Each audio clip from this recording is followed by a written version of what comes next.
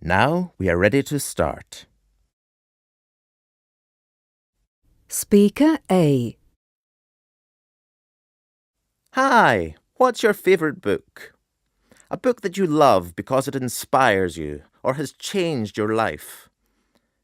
What I'd like to do is go to a second-hand bookstore, pick up a book that maybe I have read or maybe I haven't, purchase it, read it, then leave it someplace else for someone else to find and read and pass on. I know a lot of times things like that don't work. People don't read them or pass them on. But oddly, I can't explain why. I have the urge to do it. Maybe this happens because I love books and want everyone to try them. Speaker B. I enjoy one book very much. I have read it at least 20 times, and it is always wonderful. Every time I read the novel as if I have no idea of what happens on its pages, and I am never bored with it. It is truly a success story about a woman who managed to do well despite her poor environment. Sometimes the author becomes a bit wordy, but it is a stunning memoir. I adore reading memoirs such as these about strong people who endure and do well despite their circumstances. They teach us to be strong and to resist any problems. Speaker C.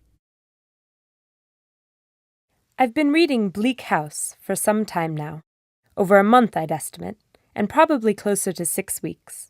I'm halfway through, and I find it difficult to enjoy.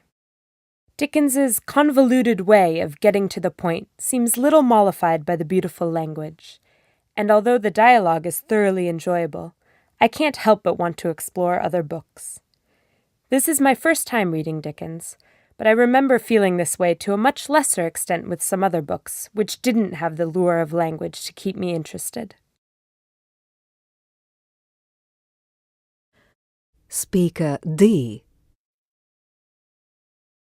At a message board I go to, they've been polling to see what books everyone has read.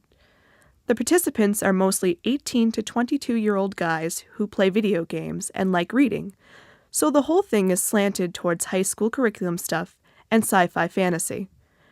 Not exactly scientific or representative of your average American, but still somewhat interesting. I wonder to what extent books can keep young people interested in other parts of the world and if their preferences vary to a greater degree. Speaker E.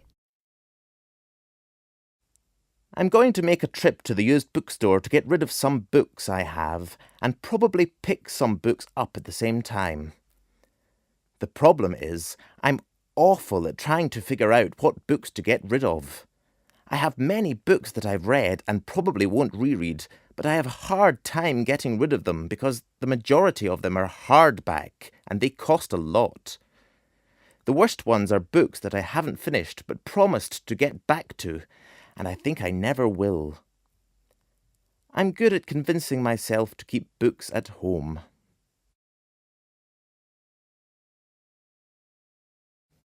Speaker F.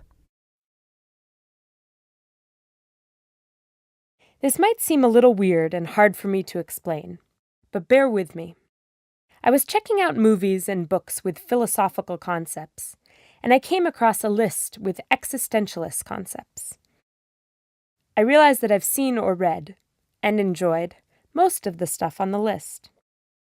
I've already read Crime and Punishment by Dostoevsky, and find it a deep philosophical book that really makes you think when you read it. What I'm looking for now are books that can explain in a simple way what the basics of existentialism are. You have 15 seconds to complete the task.